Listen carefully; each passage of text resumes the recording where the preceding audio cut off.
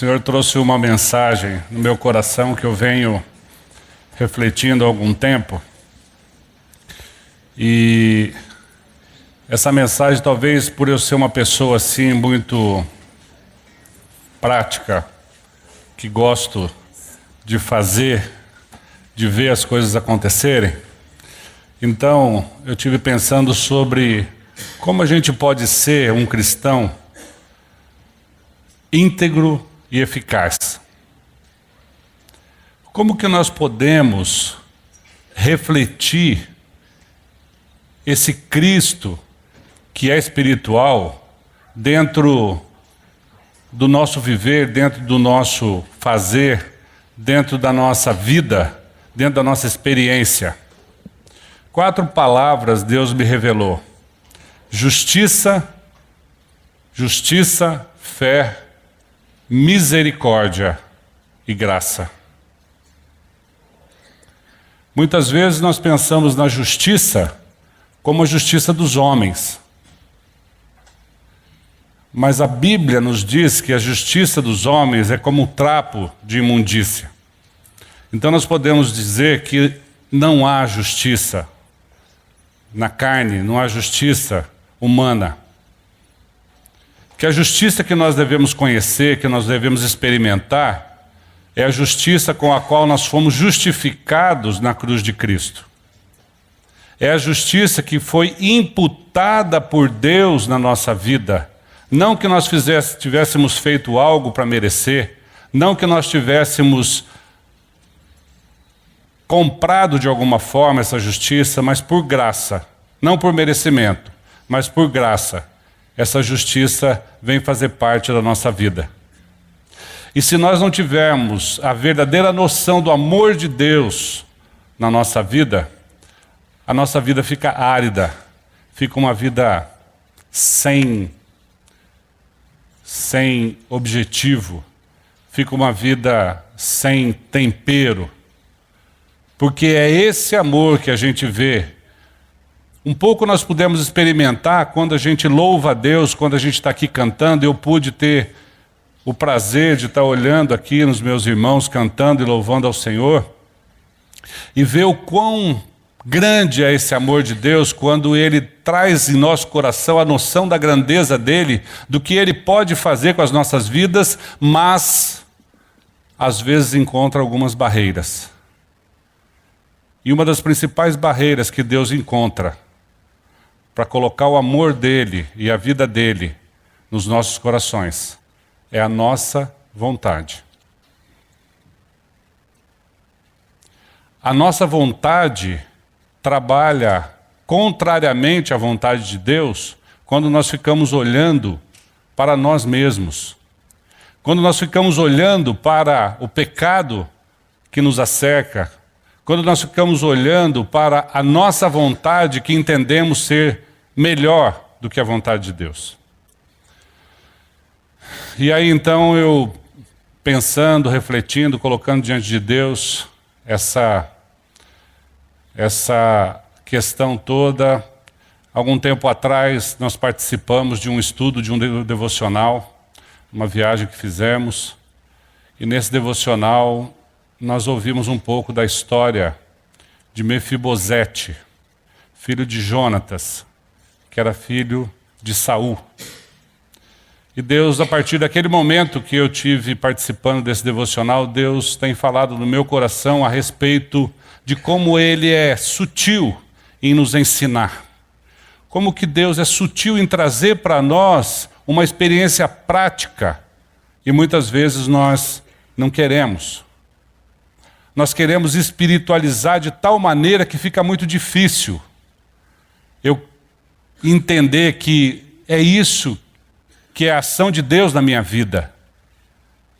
Mas Mário, como que eu posso entender uma coisa dessa se Deus é Espírito e Ele mora lá no céu, Ele mora longe, e eu aqui na terra, eu tenho problema financeiro, eu tenho problema com meu filho, com a minha esposa? Como que eu posso trazer esse amor de Deus, essa vontade de Deus para dentro da minha vida, a partir do momento que eu abro os meus olhos de manhã e passo todo o tempo trabalhando, eu quero sentir, eu quero perceber a presença de Deus na minha vida e eu não consigo.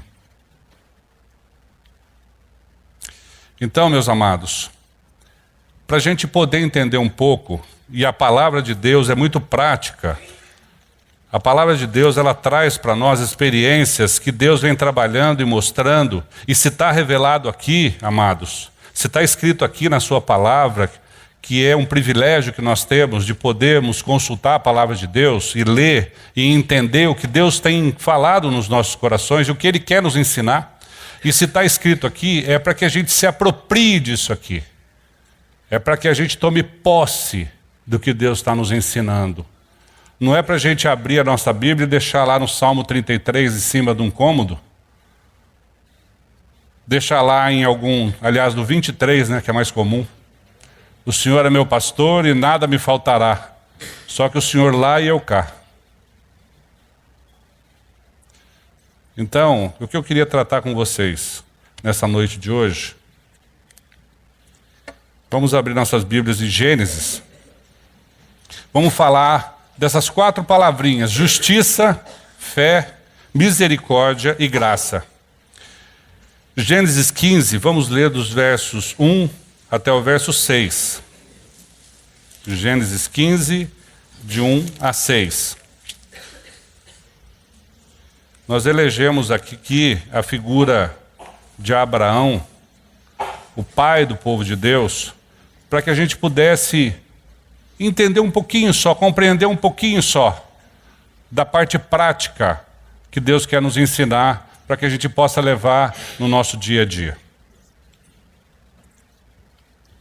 Depois desses acontecimentos, veio a palavra do Senhor a Abrão numa visão e disse: Não temas, Abrão, eu sou o teu escudo e teu galardão será sobremodo grande. Respondeu Abrão: Senhor Deus, que me haverás de dar se continuo sem filhos e o herdeiro da minha casa é o Damasceno Eliezer? Disse mais Abrão: A mim não me concedeste descendência, e um servo nascido na minha casa será o meu herdeiro. A isto respondeu logo o Senhor, dizendo: Não será esse o teu herdeiro, mas aquele que será gerado de ti será o teu herdeiro. Então conduziu-o até fora e disse: Olha para os céus e conta as estrelas, se é que o podes. E lhe disse: Será assim a tua posteridade. Ele creu no Senhor e isso lhe foi imputado para a justiça. Disse-lhe mais: Eu sou o Senhor que te tirei de Ur dos Caldeus para dar-te por herança esta terra. Perguntou-lhe Abrão: Senhor Deus, como saberei que hei de possuí-la? Respondeu-lhe. Até aí tá bom. Até o verso 6. Ele creu no Senhor e isso lhe foi imputado para a justiça. Senhor Deus e Pai, vem trazer aos nossos corações, nessa noite de hoje, essa mesma fé que o Senhor deu a Abrão e que ele creu no impossível. A Tua palavra diz que ele creu contra a esperança. Nós queremos crer também, Senhor, contra a esperança e que essa fé venha a ser imputada a nós como justiça Sua nas nossas vidas. Em nome de Jesus. Amém. Abrão creu. E a fé de Abrão, o crer de Abrão, foi imputado como justiça. A palavra de Deus em Hebreus 11:1 traz o conceito de justiça. Hebreus 11, verso 1. Nós podemos entender qual é o conceito de justiça que Deus quer nos ensinar. O que é a fé? Ora, a fé é a certeza de coisas que se esperam, a convicção de fatos que se não veem. Então, gente, nós entendemos que a fé depende somente da graça de Deus, não de obras. Não há nada que você possa fazer para que a sua fé seja aumentada ou diminuída. Nós entendemos que a fé é crer no que Deus disse. E o contrário, o pecado, o conceito de pecado, é não crer no que Deus disse. Se Abraão, naquele momento que Deus, falando sobre os projetos de Deus, dele, na vida de Abraão, que ia fazer dele um povo, contando da sua posteridade, que ia lhe dar filhos aos 90 anos, que a sua esposa, Sara, apesar da idade, teria filhos. Deus disse isso, que era uma coisa impossível, humanamente falando, mas Abraão creu. E Deus tem falado o impossível para nós. E se nós cremos, nós temos fé. Mas se nós não cremos no que Deus disse, nós pecamos. Então, pecado é não crer no que Deus diz. E a justiça de Deus vem em nosso favor. Quando nós cremos, a justiça de Deus vem ser imputada aos nossos corações. Então nós temos que tomar posse do que Deus disse. E tudo que Deus disse, que está revelado aqui na palavra de Deus, nós precisamos entender que é para aqueles que creem que veio a salvação. Porque aqueles que não creem, não tomam posse, não entendem qual é o projeto de Deus para buscar cada um de nós e levar para junto de si lá no céu. Esse entendimento, gente, não é por intelectualidade, não é por psicologia, mas é por fé. Se nós cremos que existe um Deus Criador, e se nós cremos que Jesus Cristo é o Filho de Deus, nós já estamos no caminho da fé.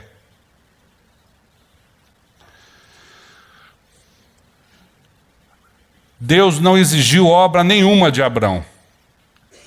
Deus não exigiu nada e nem exige de nós. Ah, mas eu preciso fazer alguma coisa para que Deus possa me justificar. Não, não tem nada que você possa fazer, e nós vamos ver isso no livro de Romanos. Romanos, capítulo 4, verso 13. O apóstolo Paulo, então, nos revela que não foi por intermédio da lei que Abraão ou a sua descendência coube a promessa de ser herdeiro do mundo, e sim mediante a justiça da fé.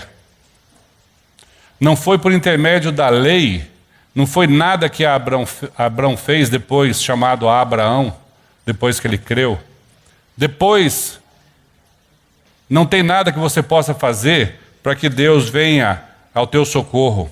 Em Gálatas 2,16, a palavra diz assim: sabendo, contudo, que o homem não é justificado por obras da lei, e sim mediante a fé em Cristo Jesus, também temos crido em Cristo Jesus, para que fôssemos justificados pela fé em Cristo, e não por obras da lei, pois por obras da lei ninguém será justificado. Então, meus amados, o que queremos dizer para vocês é que pela palavra de Deus, em Cristo Jesus, não há obra, não há trabalho, não há peso, não há carga. É Deus fazendo em nosso benefício por graça. E o único que pagou o preço foi Jesus Cristo, que morreu no seu lugar e no meu lugar. Jesus Cristo que derramou o seu sangue para nos justificar, para trazer a justiça de Deus em nosso favor. Esse sangue derramado de Cristo pagou o preço da dívida que pesava contra nós, o preço do pecado que nos levava diretamente para o inferno, e agora nós temos em nosso benefício esse sangue que pagou esse preço e nos tira das garras de Satanás e nos leva diretamente ao encontro do Pai. Isso é motivo de grande contentamento, isso é motivo de grande celebração. Mas não é preço, não é obra, não é carga, nada disso, mas é por graça. Se você pensa que Deus precisa de você ou precisa de mim, você está enganado. Você pensa que Deus precisa da tua oração para que Ele possa fazer alguma coisa? Ele não precisa. Mas o que Deus quer é que nós estejamos juntamente com Ele, em comunhão com Ele, orando, intercedendo, para que nós possamos compartilhar da alegria, do milagre que Ele vem fazendo em nosso favor. Quando nós oramos e vemos a mão de Deus trabalhar e agir, nós podemos nos alegrar sabendo que Deus está nos trazendo para junto de si, fazendo com que nós participemos dessa obra maravilhosa. Ele não precisa de nós, mas nós precisamos dessa justiça de Deus. Nós precisamos crer no que Deus disse, porque senão o nosso fim, a nossa eternidade, já está programada para longe de Deus. Então, meus amados, falando um pouquinho de justiça e de fé, nós vamos ver lá em João 3,18, sobre a fé em Jesus Cristo, porque a palavra diz que aquele que crê não é julgado. João 3,18. Quem nele crê não é julgado. O que não crê já está julgado, porquanto não crê no nome do unigênito Filho de Deus. Olha só, a palavra não poderia ser mais clara do que isso, meus irmãos. Muitas vezes nós podemos pensar que algumas pessoas não conseguem entender o que está escrito na Bíblia. Olha, mas eu leio a Bíblia, mas eu não entendo o que está escrito. Essa revelação simples, isso que Deus tem falado nos nossos corações, crê. A palavra de Deus diz: crê no Senhor Jesus, e será salvo tu e a tua casa. Qual é a dificuldade de crer no Senhor Jesus? Se você tem dificuldade de crer em Deus e de crer em Jesus Cristo, seu Filho, nosso Salvador, peça fé a Deus, que Ele te dá a fé para você poder crer. Se você tem dificuldade de entregar a sua vida na dependência da vontade do Senhor todos os dias, peça para que Ele faça isso em teu lugar. Porque realmente nós, por nós mesmos, por esforço próprio, nós não temos essa condição. Mas Deus vem ao nosso socorro, vem em nosso favor, e Ele nos dá essa fé que nós precisamos. Ele derrama o seu amor nos nossos corações. Eu sei que muitas pessoas se achegam diante do trono do Pai no domingo. Eles querem ouvir um pouco da palavra, eles querem ter um pouco de alimento espiritual, para poder, durante a semana, ter algum combustível, para ter esperança. Mas não é isso que é a proposta de Deus. A proposta de Deus é que nós estejamos abastecidos todo o tempo, na dependência todo o tempo da vontade dEle. Deus não derrama o seu amor a conta gotas. Ele tem um propósito na vida de cada um de nós. Nós não estamos aqui brincando neste mundo. Nós estamos aqui a serviço do Rei dos Reis. Nós estamos aqui a serviço do reino de Deus. Isso não é pouco, gente. Isso não é brincadeira, isso é compromisso. Isso é coisa séria. Só que ao mesmo tempo que é sério, que é compromisso, também é gracioso, é leve. Nosso Deus é um Deus que nos leva de forma que Ele não agride a nossa vontade, Ele não violenta a nossa vontade, Ele nos deixa à vontade para buscar a vontade dEle. E é isso que muitas vezes nós não entendemos, porque nós só queremos um Deus que faça a nossa vontade, mas nós não aceitamos a vontade dEle. E quando a vontade dEle é contrária à nossa vontade, muitas vezes eu vi já irmãos falando que brigou com Deus, que Deus está distante de Deus, porque Deus não está entendendo qual é a vontade de Deus, porque a sua vida está de perna para cima, porque muitas coisas estão acontecendo. Nós vamos ver o texto aqui em seguida da palavra de Deus, que é a história de Mefibosete, como eu já falei para vocês, que é uma vida de dependência, de total dependência na vontade de Deus. E aí então nós vamos ver essa expressão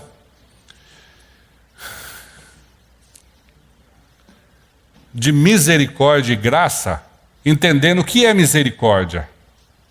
Gente, o que é misericórdia? É justamente Deus fazendo em teu favor e você nada merece. Você nada fez para merecer.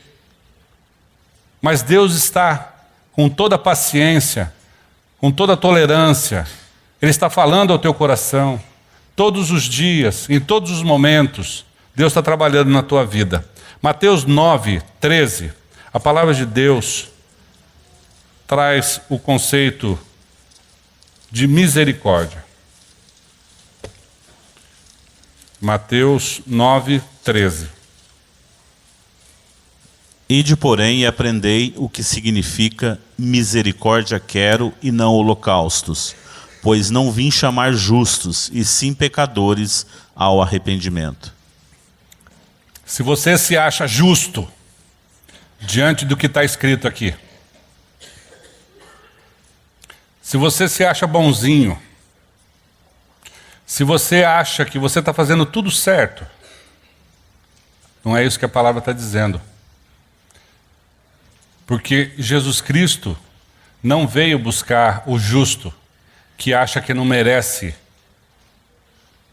a obra de Deus na sua vida, mas sim pecadores. Ele veio para tirar os pecadores do inferno e levar para o céu.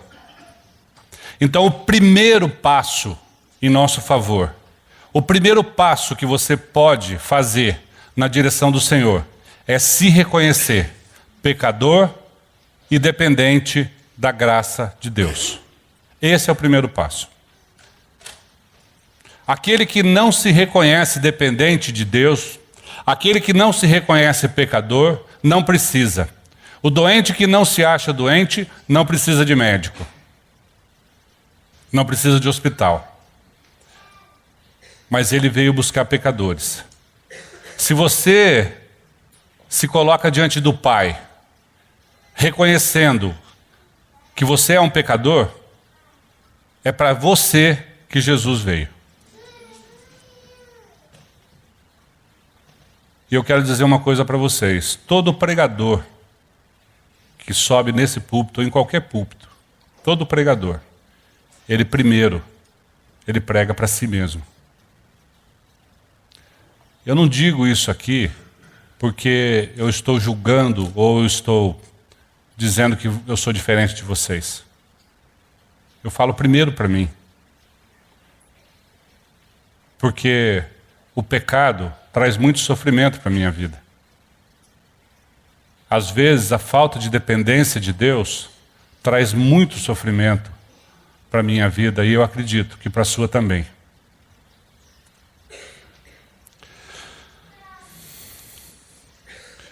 Conta uma história que dois amigos foram criados juntos.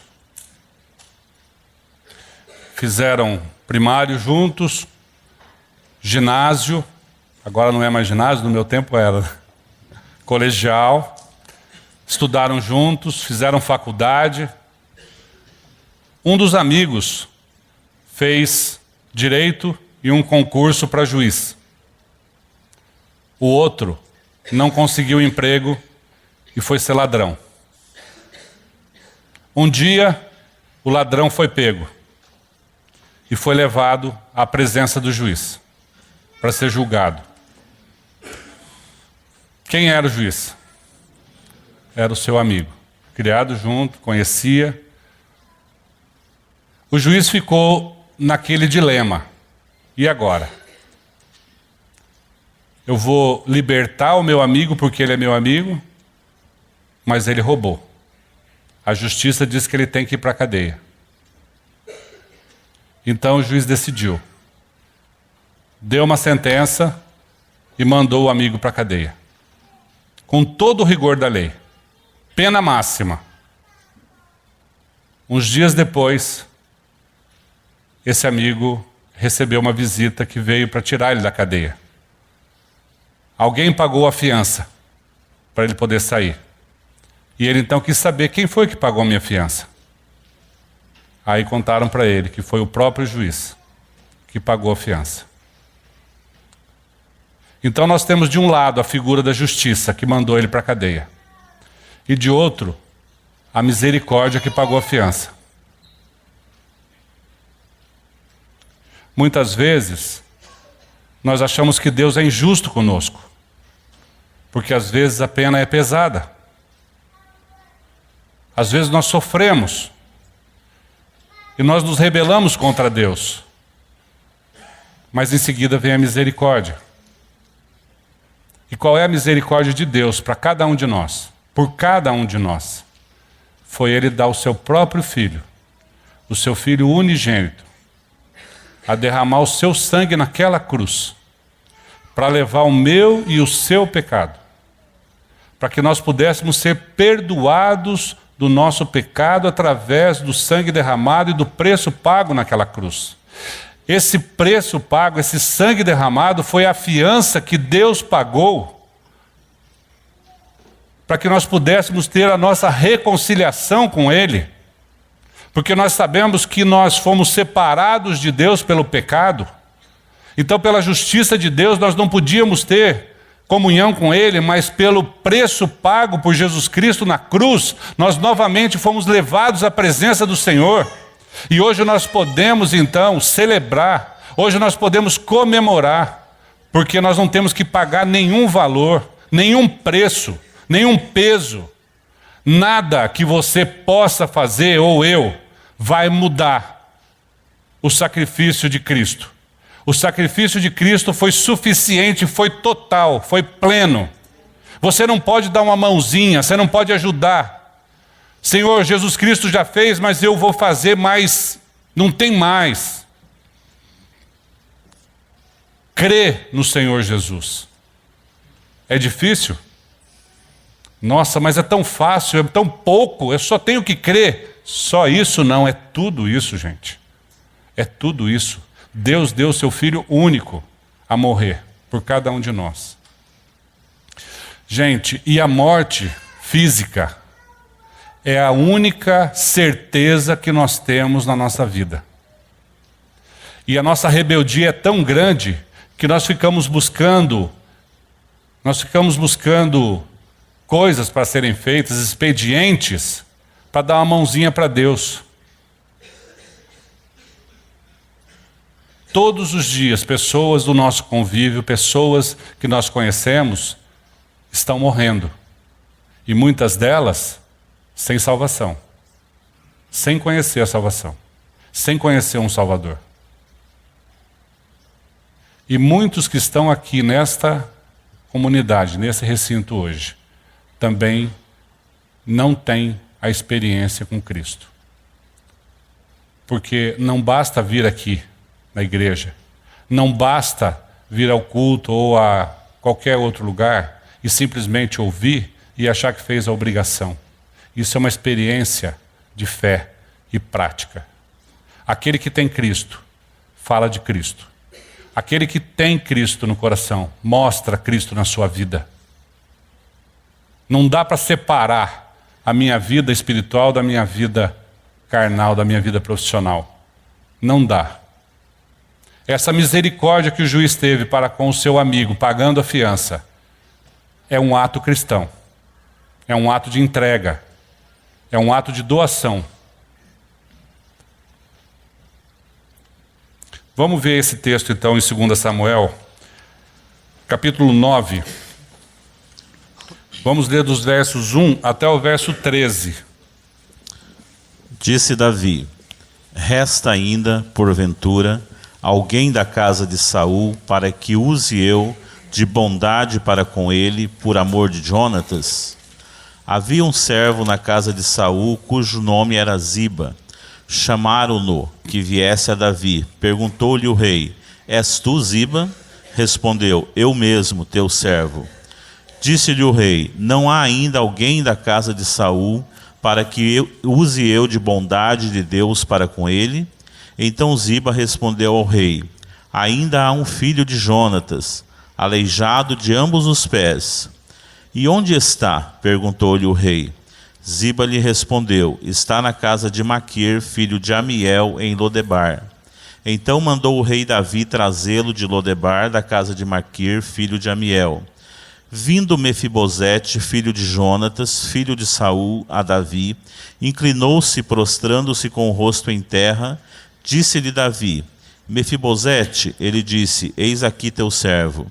Então lhe disse Davi: não temas, porque usarei de bondade para contigo por amor de Jonatas, teu pai, e te restituirei todas as terras de Saul, teu pai, e tu comerás pão sempre à minha mesa. Então se inclinou e disse: quem é teu servo, para teres olhado para um cão morto tal como eu? Chamou Davi a Ziba, servo de Saul, e lhe disse: tudo o que pertencia a Saul e toda a sua casa dei ao filho de teu senhor. Trabalhar-lhe-ás, pois, a terra, tu e teus filhos e teus servos, e recolherás os frutos para que a casa de teu senhor tenha pão que coma. Porém, Mefibosete, filho de teu senhor, comerá pão sempre à minha mesa. Tinha Ziba 15 filhos e 20 servos.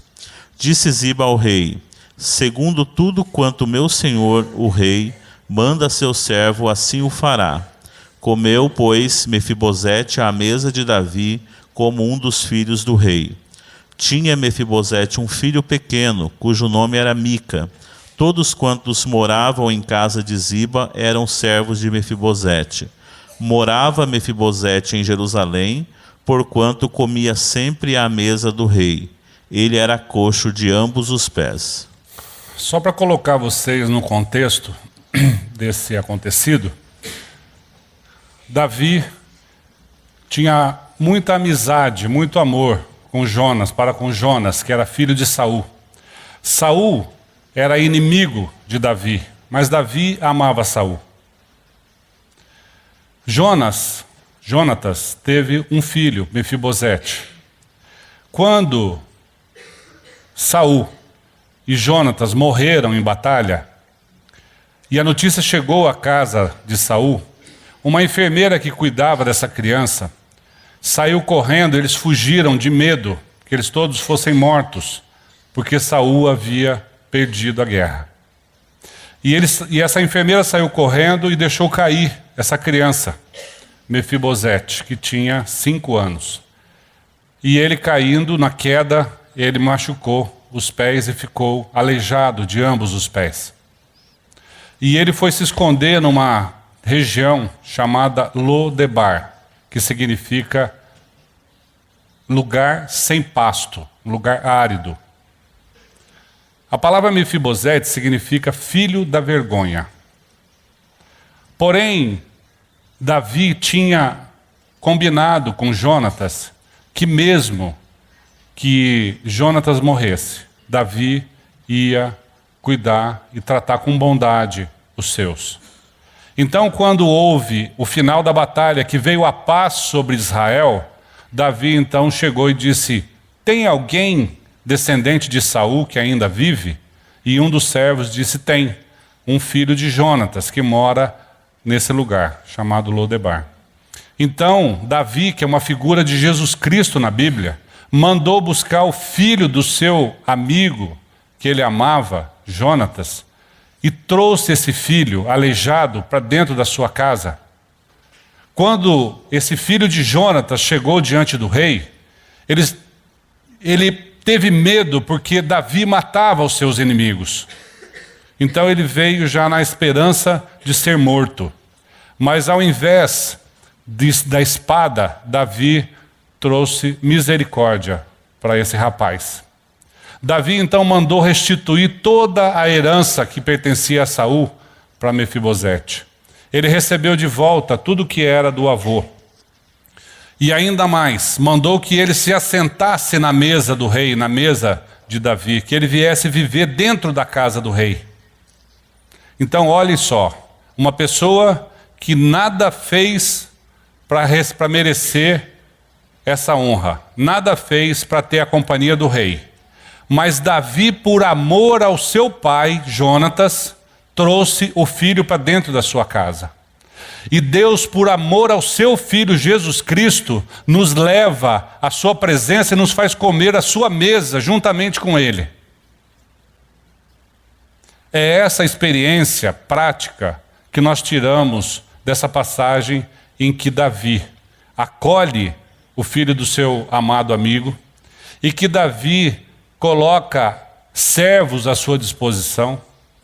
Então ele não só traz o filho do amigo para dentro da sua casa, como restitui tudo que lhe pertencia. E, gente, essa passagem é muito interessante, porque no final, ela termina no verso 13, dizendo assim: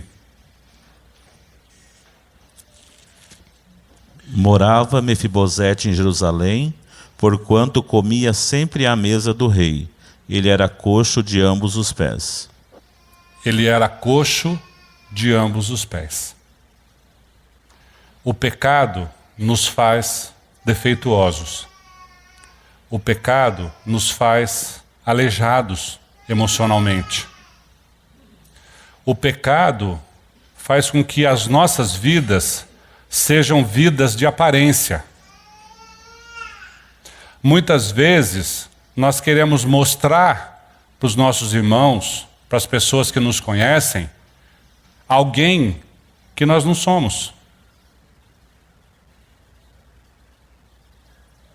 Nós queremos fazer parecer perfeitos diante dos homens uma perfeição que nós não temos. Todos nós participamos e pertencemos a uma família de dependentes emocionalmente, uma família de doentes, uma família de deficientes físicos e emocionais, uma família de viciados. Todas as famílias têm problemas.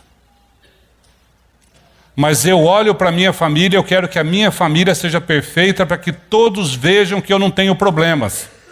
Esse é o meu maior problema.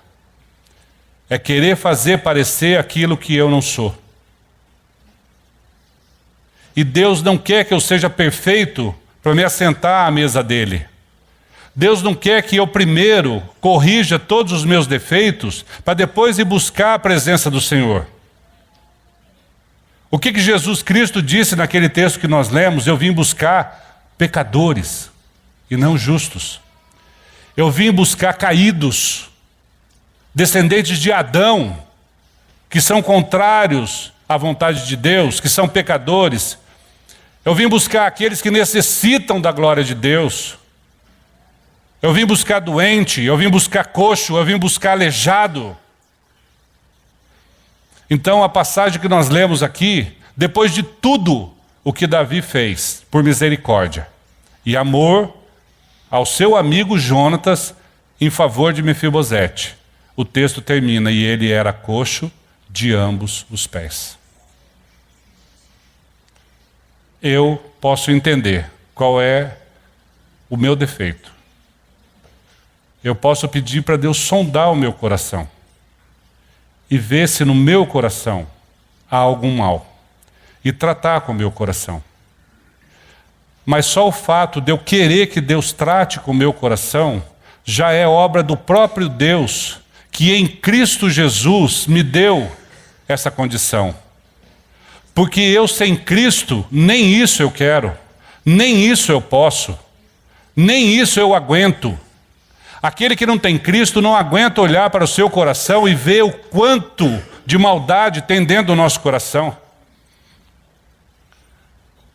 Mas quando nós buscamos a face do Senhor e dizemos: Senhor, tem misericórdia de mim, revela o que eu preciso, qual é a minha necessidade, e trata comigo, para que eu possa ter uma vida de santidade, para que eu possa ter uma vida junto de Ti, na dependência da Tua vontade, então Deus vem trabalhar na tua vida, meu amado. Então Deus vem mostrar no teu coração. Então Deus vem falar ao teu coração. Então nós podemos nos ajoelhar, pedir perdão a Deus, pedir perdão para os nossos irmãos, para os nossos filhos, para os nossos cônjuges, para os nossos amigos, porque nós machucamos as pessoas, porque nós magoamos as pessoas, porque a nossa conduta é uma conduta de confronto, de embate, porque muitas vezes eu quero que a minha vontade seja feita, Mas Deus vem com toda a misericórdia dele, me perdoa dos meus pecados, me leva para junto dele, com o preço pago pelo sangue derramado de Cristo, e eu ainda estou me rebelando, eu ainda não estou aceitando, eu ainda estou querendo brigar com Deus, não estou querendo entender o que Deus tem feito em meu favor. Vida prática. Integridade. Inteireza de coração. Não só aqui, junto com os nossos irmãos, mas aí fora, onde Cristo precisa ser revelado. Então, gente, ser um cristão íntegro e eficaz, eficaz tem a ver com prática, eficácia. Ser um cristão íntegro e eficaz exige justiça de Deus, fé em Cristo Jesus, misericórdia de Deus nos nossos corações para que a gente possa aceitar os nossos irmãos defeituosos, aleijados, do jeito que eles são, e pedir perdão pelas mágoas e pelas tristezas que nós temos causado às pessoas. E a graça de Deus em Cristo Jesus, que nada cobrou para que nós pudéssemos ser salvos e ganhar uma nova vida. Jesus veio vivificar o nosso espírito que era morto. Isso é motivo de muita alegria e de muita celebração. Então, irmãos, quero dizer para vocês que esse texto dessa passagem de Mefibosete falou muito ao meu coração, e eu queria compartilhar isso com vocês, porque muitas vezes a gente lê a Bíblia e acha que a Bíblia tem um Deus que não está ao nosso alcance. Achamos que a Bíblia tem um Deus que é muito distante, um Deus que não traz transformação, mas estamos enganados, porque a mesma misericórdia com que Davi agiu, é a mesma misericórdia que Deus age em nosso favor. Amém? Amém. Vamos orar? Senhor Deus e Pai, nós te louvamos, te agradecemos, porque o Senhor tem feito maravilhas no meio do teu povo. Pai querido, dá-nos a exata noção do teu amor derramado no nosso coração.